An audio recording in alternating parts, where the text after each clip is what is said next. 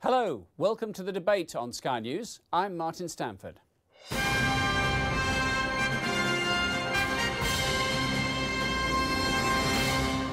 Here's our take on developments brought together from America, the UK and around the world. Ukraine versus Russia. Is Obama now being dragged into the conflict? The most anticipated local election in America is approaching. And there'll be no howdy partner for this sheriff in Wyoming. President Obama is facing rising pressure to provide Ukraine with military aid in its battle with Moscow-backed rebels. But how far should the president go?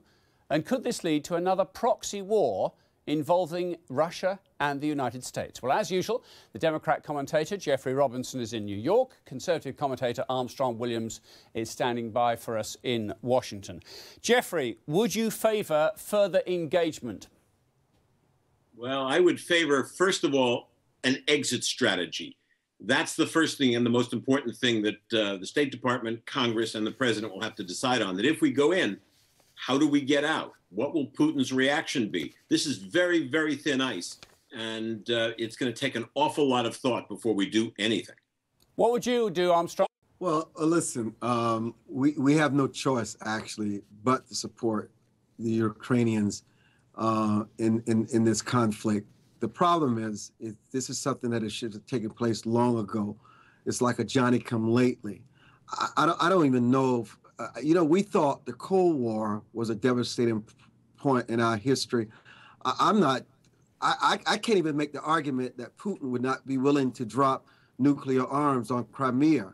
I just think that we've not seen anything like this in a long time. Putin is in a very dangerous state right now. And the problem is he has no respect for our president. He trumps him at every cause. He feels he can do whatever he wants to do. I don't know if the lone superpower in the world, that being the United States, is enough to stop Putin from marching in Crimea. It totally ignored whatever the United States tries to do in terms of helping Ukraine, that he plays this one-upmanship. I just think it's a very dangerous and tenuous situation. Well, let's now cross to Kiev, the capital of Ukraine. One of the main decision makers there, the political director of the foreign ministry, is Oleksy Makeyev. Oleksy Makeyev, thank you for being part of our programme today. What would the Ukrainian government, such as it is in Kiev, have America do? We need at least three things. First, what we need is to be united for Ukraine, for the whole democratic world. We would like to have United States, UK, the whole European Union, all other partners of Ukraine abroad to stay united and to support Ukraine. To support Ukraine by military technical means. To support Ukraine in the framework of international organizations. And of course, to support Ukraine in bilateral talks which United States, UK, the European Union have with Russian Federation, because what we are witnessing right now in Ukraine is not a danger of a Cold War. It's not a danger of a new Third World War. What we are witnessing now is the war against Ukraine, the war against our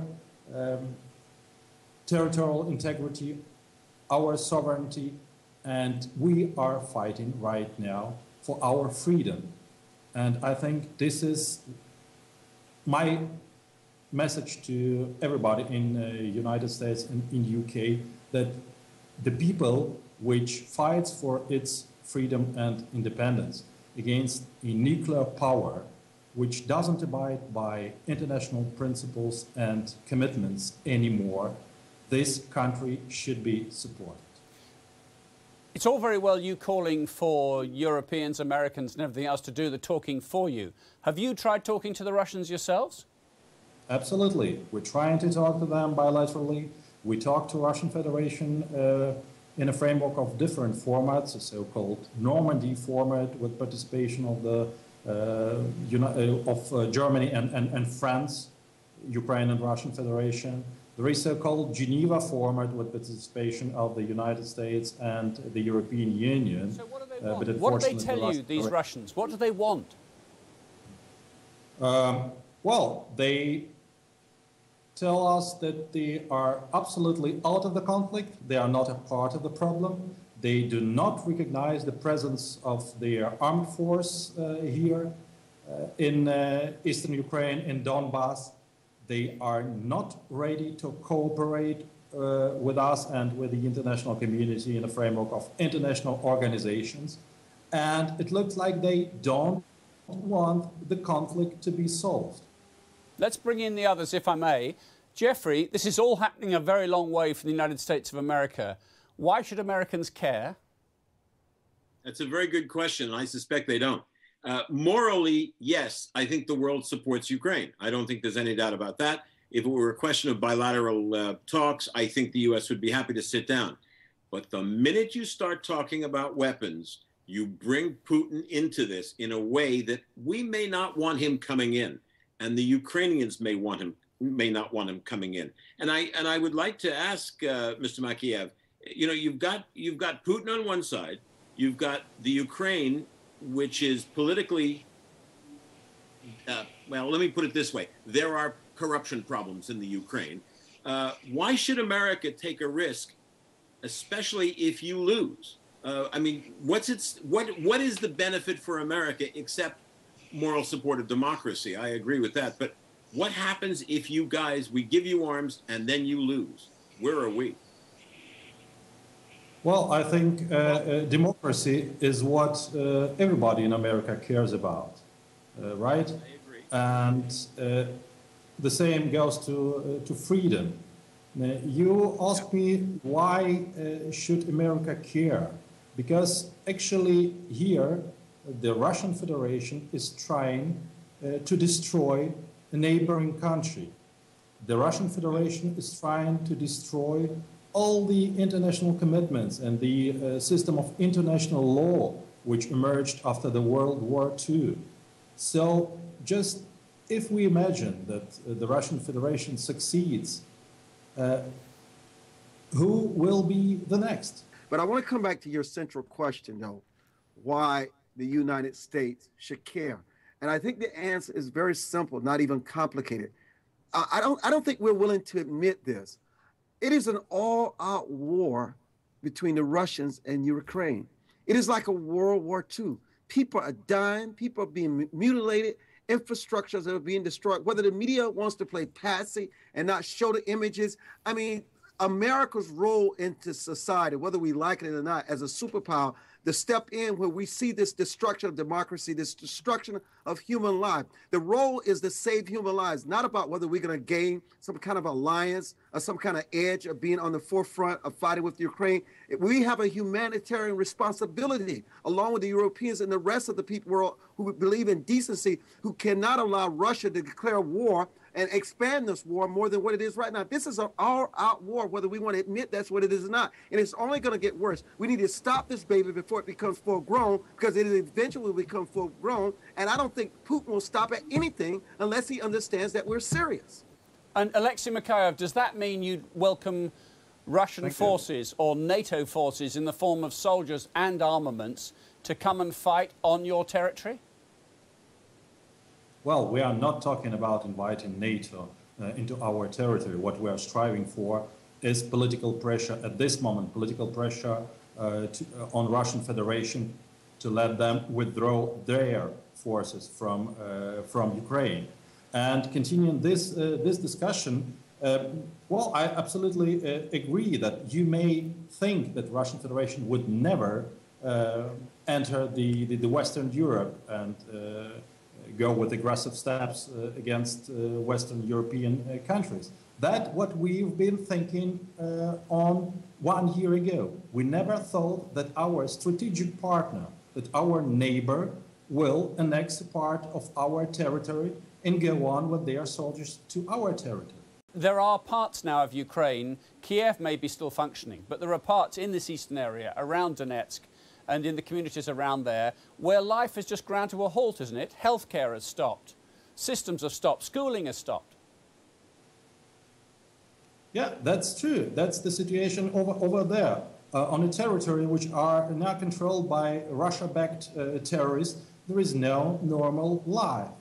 And in comparison to that, all the territories that were liberated from those terrorists are living a quiet, normal life over there, with the access to medicine, with the access for the international humanitarian aid supplies. We can manage the situation on the territories which is controlled by our government. But those guys over there, they don't want to have a normal life. They are real terrorists. They are supported by Russian Federation. And just imagine, over 400 kilometers of the Ukrainian-Russian border is not controlled. And every day we witness new armaments, new weaponry, new tanks coming to our territory. And then our cities, like Mariupol 2 weeks ago, are shelled by Russian troops and Russia-backed terrorists. So we have civilian losses. Only the shelling of Mariupol have brought 31 civilian deaths and more than 100 wounded. And every day the losses count more than 5 our soldiers and numerous civilian lives.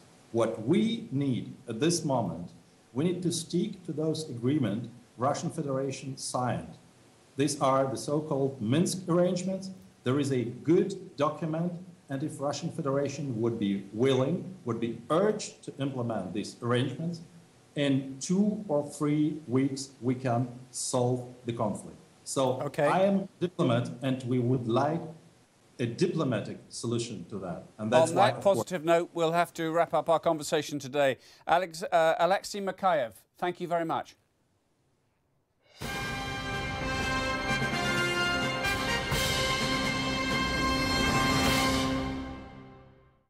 It's 2 months since the American town of Ferguson was ransacked during rioting and looting. This after a jury decided not to bring charges over the killing by a policeman of a black teenager. Well, now it's 2 months ahead of the most anticipated local election in America. By all accounts, Patricia Bynes is the most active political campaigner in Ferguson Township. She's a leading member of the Democratic Party there. Patricia, have you got people engaged? Have you, whatever their political persuasion, are they going to show up and join the discussion leading up to this election? I absolutely think so. There are 3 contested Ferguson City Council seats on the ballot, and I think in light of everything that has happened, and as much as we've talked about change, I think that the people of Ferguson are going to answer the call, because this is certainly a defining moment for Ferguson, but also the St. Louis County region, and it's going to be a chance to show the world, can Ferguson pivot toward change, or is it going to continue to do the same thing? Why is it, do you think, that African Americans haven't come to the fore and said, I want to serve this city as a councillor before now?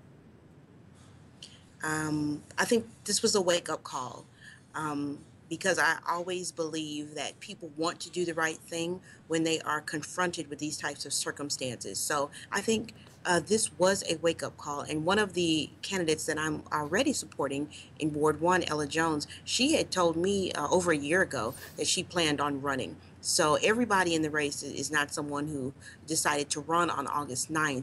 I'm supporting candidates who have been engaged in the community and have been wanting to make this move even prior to the Mike Brown situation.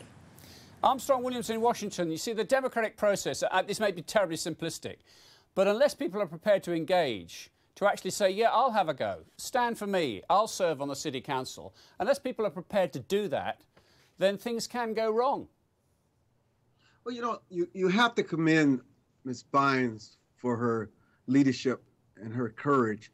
You know, I'm just curious. I know this is such a challenge. How do you change a mindset that has been so pervasive for so long to make them understand what is at stake, what can happen if you're not elected to office, you not have a voice on the council as a mayor to make a difference where you have real power?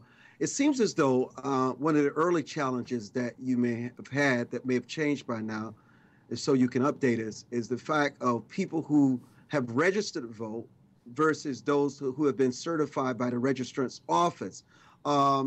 Just how do you make sure that people, when they do decide to register to vote, that they're qualified, they will be accepted as a person that can vote to make a change in this election? And do they understand what is at stake and what qualifies them to qualify as a voter?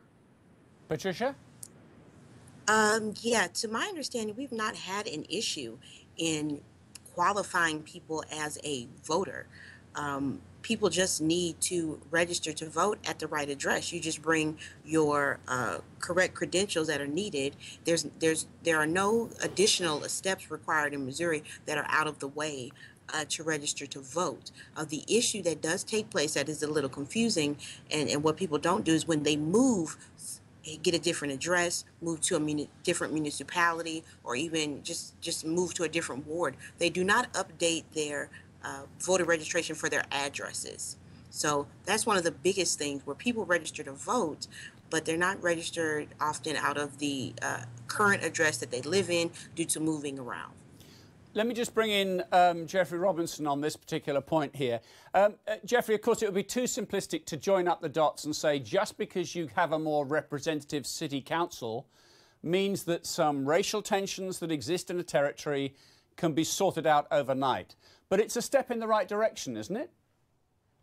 Oh, it absolutely is a step in the right direction. And Patricia Bynes is a hero. I mean, she really is. Go, Patricia. You've got a lot of America behind you, and never give up. I do worry, however, what the other side is doing to stop you, because they're not going to roll over easily. And I wonder about the more subtle ways of voter suppression. What are you encountering? What kind of resistance are you getting from the Republicans? Well, for the April elections, they are nonpartisan races. So we don't have much of an issue of a party line race. But because they have been low partisan and the turnout has been very low, this is where a lot of the Republicans tend to get into office. But they don't have to announce as Republicans. They just serve at the municipal level. So a lot of people are just wanting to concentrate on voters who have just turned out, who they think are going to turn out. But I'm positive that this is going to be a much larger election that Ferguson has ever seen. So there's this idea that people aren't going to vote. We're going to try to keep it that way. And they just want to target voters who they know are going to come out. But this is larger than voters who are normally coming out in April. Sorry, Armstrong, you wanted to come in. Yeah, you know, it's interesting, Patricia. I don't know if you're aware of this, but our television group owns the CBS affiliate in St. Louis. So we have great stake. Yes, we do. We have great stake in what happens in Ferguson. Obviously, it's of great importance to us. But I mean, if you could just share with the people watching and listening, what do you expect to happen? Let's just say if everything goes the way you want it to go, all the people that you're embracing and endorsing happens to win. What real change can they make in the lives of people who have been felt disempowered for such a long time and have no reason to vote? What is it they can do to bring people back to the ballot box and make it more of a participatory government where they realize that their voice does matter going forward? Right. The first thing that we want to do is celebrate, because I think it's going to be a very large victory just in being able to show people, yep, if we do this, if we start at the very local level and do this, change can happen. I am hoping that the next thing that takes place is that we start developing better voter habits. Don't just vote in November. We have to keep this consistent. You have to come out in April in St. Louis County, and for our August primaries, and in November elections. So we're going to have to continue to beat a drum to develop better voting habits. The next, after that step, I see that we're going to have a serious conversation about, it's not just about Black candidates. Let's talk about quality of candidates, because like the saying says, all skin folk ain't kin folk. And we need to stop looking at the color of people's skin and get down to what are you standing for. We have a lot of rebuilding that needs to take place in Ferguson. We need to look at developing West Florissant like business corridor district, so that way not only the wider part of Ferguson has the business district. We need to look at development in the area. We need to get the school board and the city council on the same playing field, and because education certainly affects property values, and that's going to attract people into the area. So there's a lot of work that needs to be done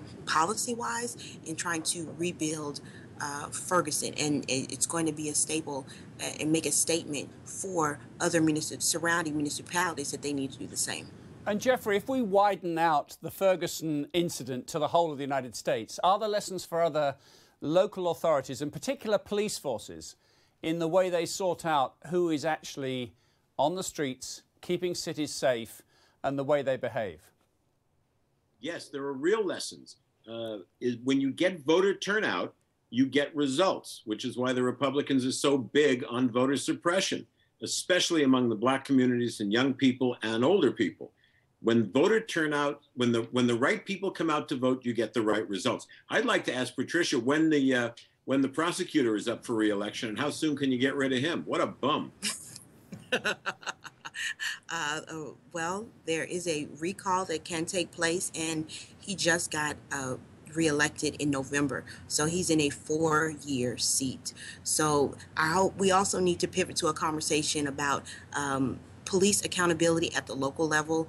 But the injustice that we are facing in our system is not just with law enforcement. It's what happens afterwards with our prosecutors, with our judges, after people start coming through our justice system. The police are just on the front line. We need to have a serious conversation about reform within the justice process itself. Armstrong, this needs momentum, doesn't it? I mean, there were too many conversations from talking heads on TV saying this must never happen again. Well, we're a few months down the track. What sign of change are you seeing? You know, I respect what she's saying, because it's more than a black and white issue. And when she mentioned the courts just now, I mean, it's shameful how low-income people are fleeced for parking tickets with fines, where it's part of the budget of the municipality of Ferguson. And so people feel they are being unfairly singled out. Some people are even afraid to get in their cars. They go to the grocery store because they may have a record, and they're afraid if the cops stop them, they'll land them in jail. So what she's touching upon on the surface are real issues that need real reform to restore the trust and faith in the people again. Patricia, as you go forward, just in the last few weeks, are you seeing this positivity which you've got reflected back from some other people in the town? Absolutely. I think one thing that is going to happen to continue to get people engaged, because you can't vote and walk away. These decisions are taking place beyond Election Day. They're taking place in the city council meetings. They're taking place when people are appointed in boards and commissions. And so with having people who are really rooted in the community, that is going to have and bring people out to engage in these meetings, where the real conversations about policy, where the votes are taking place at the council. People need to get engaged, start coming to these city council meetings. And once we can develop that engagement, that's how you get the voice of a community. It's not just voting somebody in. We have to stay on top of them. We have to hold them accountable, and we have to let them know we see you. We want to make sure that you're working on our best interests. Patricia Bynes, thank you very much for being with us today. Thank you.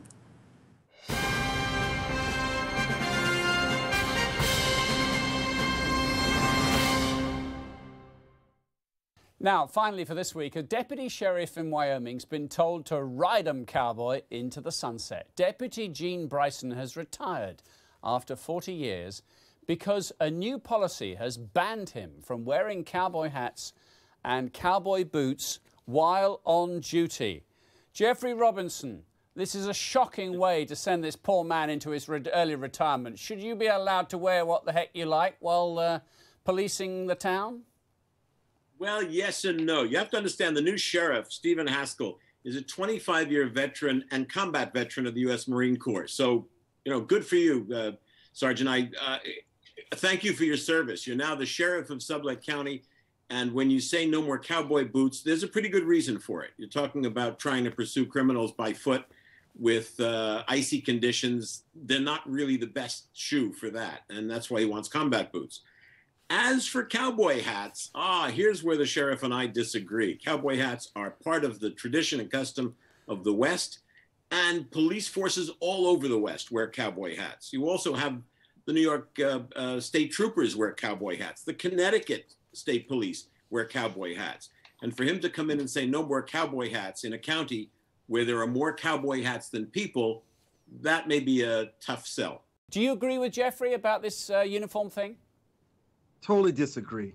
Uniformity is so important. The badge, the uniforms, the hat, whether if you look at Smokey the Bear, the hats are the same, whether it's the shirts in the South, the hats are the same. When people look at law enforcement, they need to know they're dealing with the office of the law. You should not be able to dress any way you want to in cowboy suits and cowboy hats and boots, any kind of suit design that you want. No. Well, uniforms are part of the gig. And I don't think the sheriff of Sublette County is talking about uniforms. He's talking about the cowboy boots, which do present a difficulty, and cowboy hats. Now, you want uniforms, just give everybody the same cowboy hat. Why not? It's part of the tradition of the West, and I don't see why he would take that away. Thank you both guys for wearing your uniforms to see us today. That's it for this edition of The Debate. Until next time, goodbye.